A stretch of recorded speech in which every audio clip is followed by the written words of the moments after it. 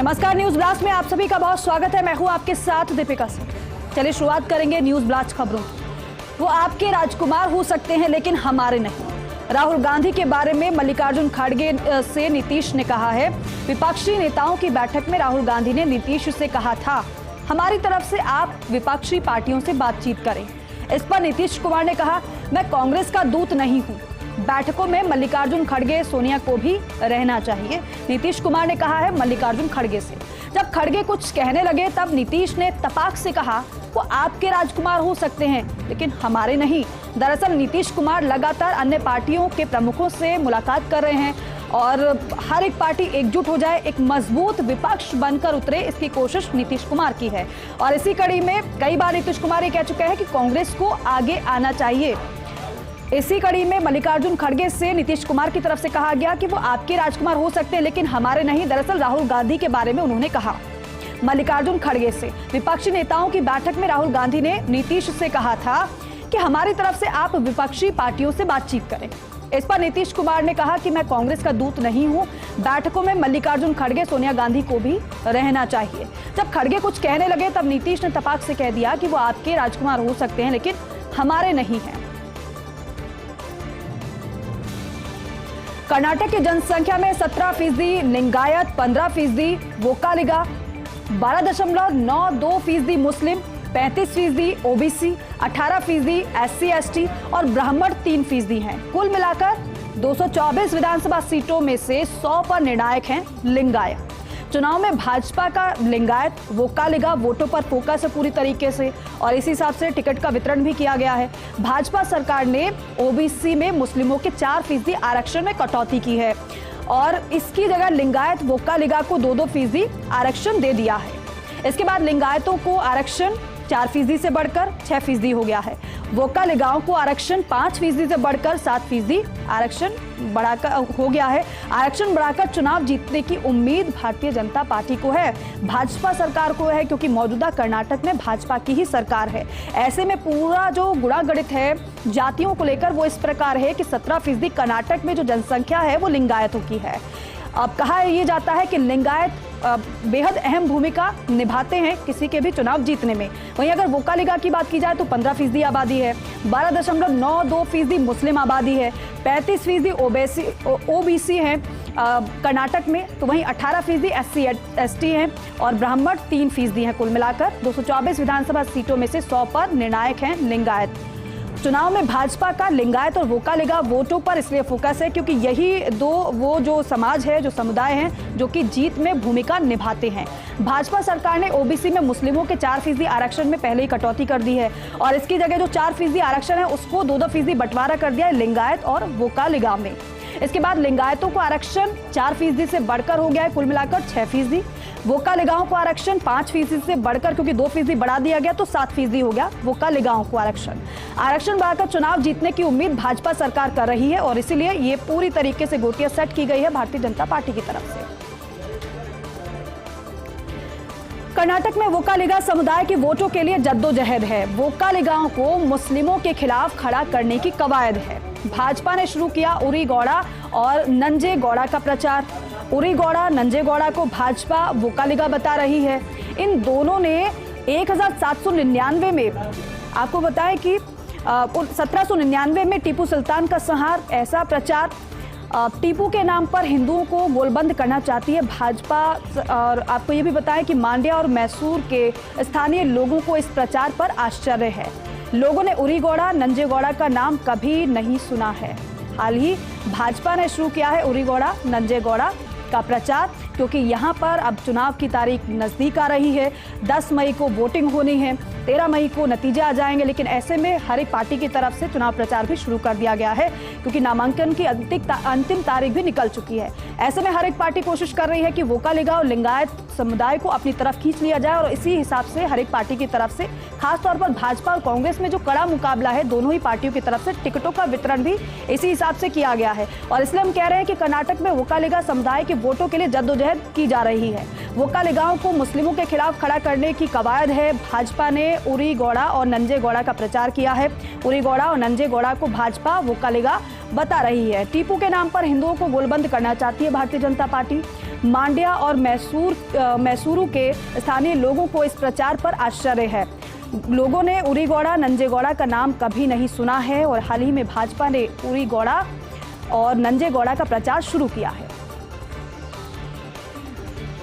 भाजपा को समझ में आया गुजरात जैसा नहीं है कर्नाटक। 3 दिन तक उम्मीदवार घोषित नहीं कर सकी भाजपा। पहले दिन ही नाराज येदियुरप्पा बैठक से उठकर चले गए। कहा यहां मेरी जरूरत नहीं। बाद में अकेले एक रेस्टोरेंट में दिखे। कई सीटों पर सिर्फ एक नाम देखकर नाराज थे येदियुरप्पा। सूची तैयार करने में बीएल संतोष की प्रमुख भूमिका थी। येदियुरप्पा ने सूची देखकर कहा कि इससे भाजपा कमजोर होगी।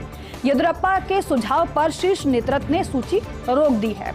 3 दिन तक भाजपा अध्यक्ष जेपी नड्डा मशक्कत करते रहे। भाजपा की सूची जारी होने के बाद और बढ़ गया है असंतोष, क्योंकि ये भी है जिन जिन के टिकट कटे हैं या तो उनकी नाराजगी निकलकर सामने आई है या फिर उन्होंने कांग्रेस का दामन थाम लिया। हाल ही में शेट्टार को आपने देखा होगा, उन्होंने जब उन्हें टिकट नहीं दिया गया तो फिर कांग्रेस पार्टी में वो चले गए। कांग्रेस पार्टी ने उन्हें टिकट भी दे दिया। भाजपा को इसलिए ये समझ आ गया है कि ये कर्नाटक का चुनाव गुजरात जैसा नहीं है। 3 दिन तक उम्मीदवार घोषित नहीं कर सकी है भारतीय जनता पार्टी। और आपको बताएं कि पहले दिन ही नाराज येदियुरप्पा बैठक से उठकर चले गए। कहा कि मेरी जरूरत नहीं है यहाँ पर। बाद में अकेले एक रेस्टोरेंट में वो देखे गए। कई सीटों पर सिर्फ एक नाम देखकर येदियुरप्पा नाराज थे। यही वजह है उनकी नाराजगी की। सूची तैयार करने में बीएल संतोष की प्रमुख भूमिका थी। येदियुरप्पा ने सूची देखकर कहा कि इससे भाजपा कमजोर होगी। येदियुरप्पा के सुझाव पर शीर्ष नेतृत्व ने हालांकि सूची रोक दी है, क्योंकि येदियुरप्पा काफी अहम भूमिका रखते हैं पार्टी में। 3 दिन तक भाजपा अध्यक्ष जेपी नड्डा मशक्कत करते रहे और भाजपा की सूची जारी होने के बाद और असंतोष बढ़ गया। ऋत्विक दत्ता और उनकी संस्था के खिलाफ मामला दर्ज। Legal initiative for forest and environment life पर FCRA के प्रावधानों का उल्लंघन करने का आरोप है। देश की कोयला परियोजनाओं में रुकावट डालने के आरोप हैं। सीबीआई ने अमेरिकी NGO अर्थ जस्टिस को भी आरोपी बनाया है। गृह मंत्रालय की सिफारिश पर सीबीआई ने FIR दर्ज की है। तो आपको बताएं कि ऋत्विक दत्ता और उनकी संस्था के खिलाफ मामला दर्ज किया गया है। Legal initiative for forest and environment life पर FCRA के प्रावधानों का उल्लंघन करने का आरोप लगा है। देश की कोयला परियोजनाओं में रुकावट डालने के आरोप लगे हैं। सीबीआई ने अमेरिका NGO अर्थ जस्टिस को भी इस पूरे मामले में आरोपी बनाया है। गृह मंत्रालय की सिफारिश पर सीबीआई ने FIR दर्ज भी कर ली है। रूस यूक्रेन युद्ध के बाद रूस और जर्मनी के रिश्ते बिगड़े हैं। रूस से सबसे ज्यादा तेल और गैस खरीदने वाला देश जर्मनी है। जर्मनी स्थित रूसी दूतावास में छंटनी कई राजनयिक रूस लौटे हैं। जवाब में रूस ने भी 20 से ज्यादा जर्मन राजनयिकों को निकाला है। रूसी विदेश मंत्रालय की प्रवक्ता मारिया जाखारोवा ने कहा है कि जर्मन दूतावास में स्टाफ ज्यादा है, इसलिए रूस ने भी छटनी की है। तो ऐसे में रूस यूक्रेन के युद्ध के बाद रूस और जर्मनी के रिश्ते भी बिगड़ते हुए नजर आ रहे हैं। हालांकि ये भी कहा जाता रहा है कि रूस से सबसे ज्यादा तेल और गैस खरीदने वाला देश जर्मनी है, लेकिन अब दोनों ही देशों के बीच में कुछ खटास और रिश्ते उनके बिगड़ते हुए नजर आ रहे हैं। जर्मनी स्थित रूसी दूतावास में छटनी हुई है। कई राजनयिक रूस लौटे हैं, ये कारण बताया जा रहा है। जवाब में रूस ने भी 20 से ज्यादा जर्मन राजनयिकों को निकाल दिया है। रूसी विदेशी मंत्रालय की प्रवक्ता मारिया जाखारोवा ने कहा है कि जर्मन दूतावास में स्टाफ ज्यादा है और इसलिए रूस ने ये छटनी की है। चलिए अब बात करेंगे मुख्यमंत्री अशोक गहलोत की गुड गवर्नेंस की। सरकारी योजनाओं को घर पर पहुंचाने के लिए बड़ा फैसला लिया गया है। कल से प्रदेश भर में आयोजित होंगे महंगाई राहत कैंप। मुख्यमंत्री गहलोत ने वीडियो जारी कर प्रदेशवासियों से अपील की है। लगातार मुख्यमंत्री अपील भी करते आए हैं। इस बार कहा है कि मेरी अपील है कि महंगाई को देखते हुए महंगाई राहत कैंप जरूर जाएं और जो योजना का लाभ आपको मिल सकता है उसे अवश्य लें, क्योंकि सरकार की तरफ से लगातार कई योजनाएं चलाई जा रही हैं जिसके बारे में लोगों को पता नहीं चलता है, और जब पता नहीं चलता है फिर तो लोग उसका फायदा नहीं ले पाते हैं। लेकिन जो महंगाई राहत कैंप शुरू कल से हो रहा है उसको लेकर मुख्यमंत्री ने कहा है, लोगों से अपील की है कि जो भी योजनाएं हैं आप उसका फायदा जरूर लें, आप इस महंगाई राहत कैंप में जरूर जाएं। अगर कैंपों के अंदर कोई दिक्कत आए तो 181 पर 181 पर फोन करके जरूर बताएं। अगर किसी प्रकार की अगर कोई कैंप में जाता है, किसी प्रकार की उसे कोई दिक्कत होती है, रजिस्ट्रेशन की दिक्कत है या फिर कोई अन्य दिक्कत है, तो एक बार फिर से दोहरा देते हैं आपके लिए, 181 पर फोन करके अपनी आपत्ति दर्ज करा सकते हैं।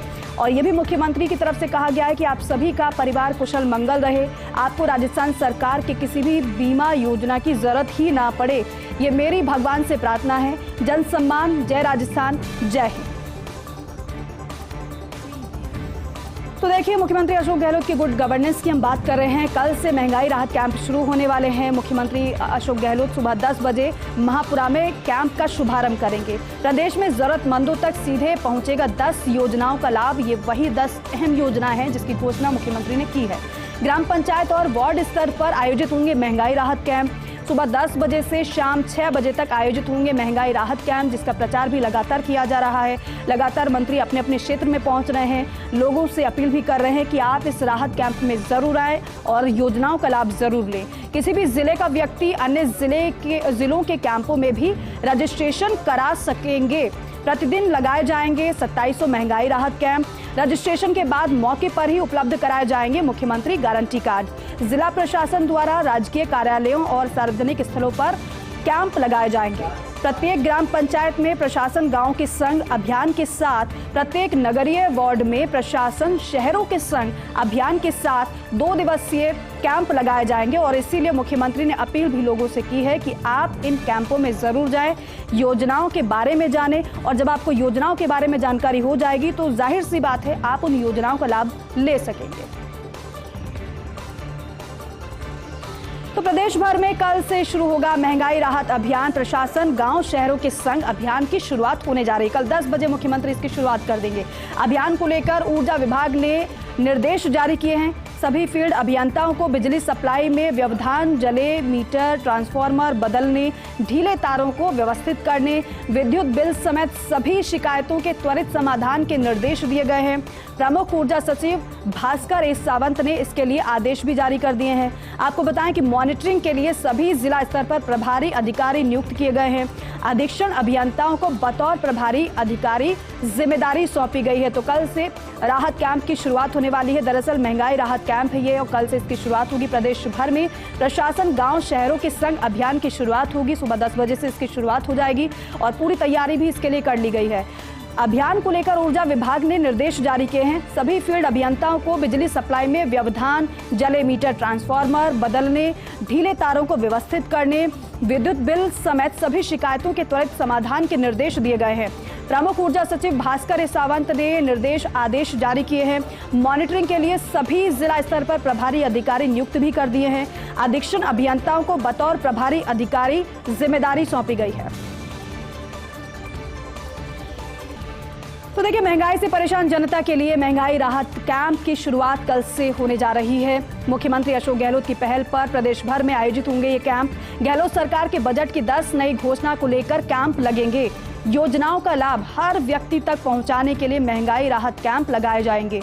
मुख्यमंत्री गहलोत ने राहत कैंप में योजनाओं को लेकर जानकारी दी है। कहा है कि छठी इंदिरा गांधी शहरी रोजगार योजना, यदि शहर में रहते हैं और मनरेगा की तरह शहर में काम चाहते हैं तो महंगाई राहत कैंप में जन आधार नंबर को देकर अपना नाम लिखवा सकते हैं।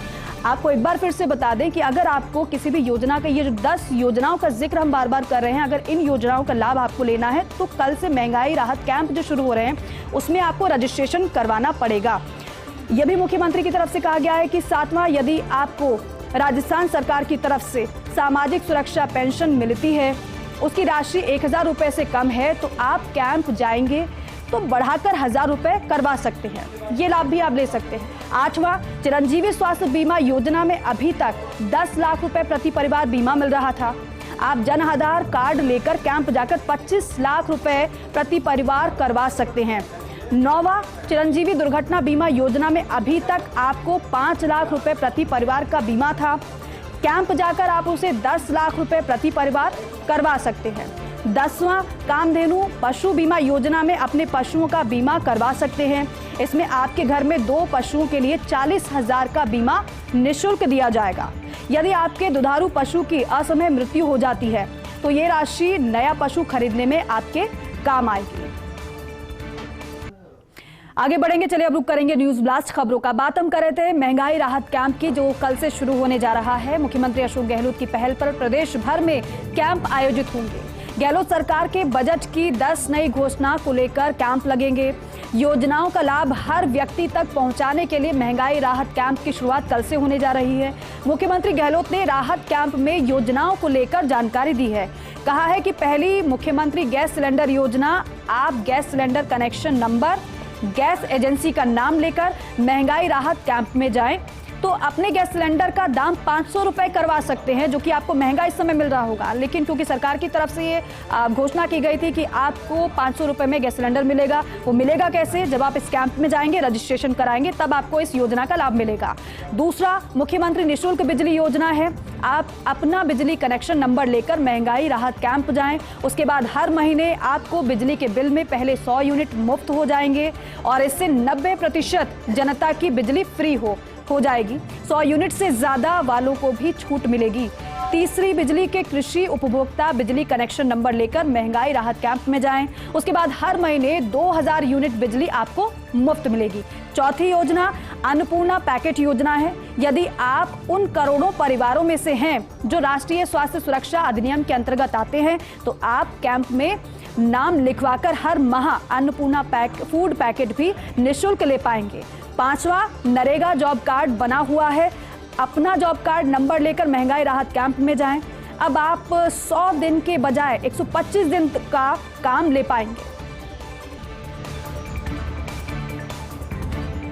21 RAS तबादला सूची का पोस्टमार्टम। तबादला सूची में प्रशासन से लेकर निकायों तक में पोस्टिंग की गई है। वहीं यूनिवर्सिटी रजिस्ट्रार से लेकर निदेशक, आयुक्त जैसे अहम पदों पर पोस्टिंग की गई है। भिनाय, बायतू, रायसिंह नगर, भदेसर, सावर के SDO के रिक्त पद भरे गए हैं। तो वहीं गुढ़ा, मालानी और शाहबाद के SDO बदले गए हैं। उपायुक्त नगर निगम कोटा, DSO पाली, CEO जिला परिषद बाड़मेर, पाली जिला आबकारी अधिकारी जैसे अहम पदों पर पोस्टिंग हुई है। संस्कृत, पत्रकारिता और अंबेडकर विधि विश्वविद्यालयों में नया रजिस्ट्रार मिला है। APO चल रही 4 महिला अधिकारियों को अच्छी पोस्टिंग मिली है। बीना महावर को ADM भरतपुर, डॉक्टर पूजा सक्सेना को DSO पाली, मनीषा लेघा को SDM भिनाय, शिवा चौधरी को SDM रायसिंह नगर पोस्टिंग मिली है।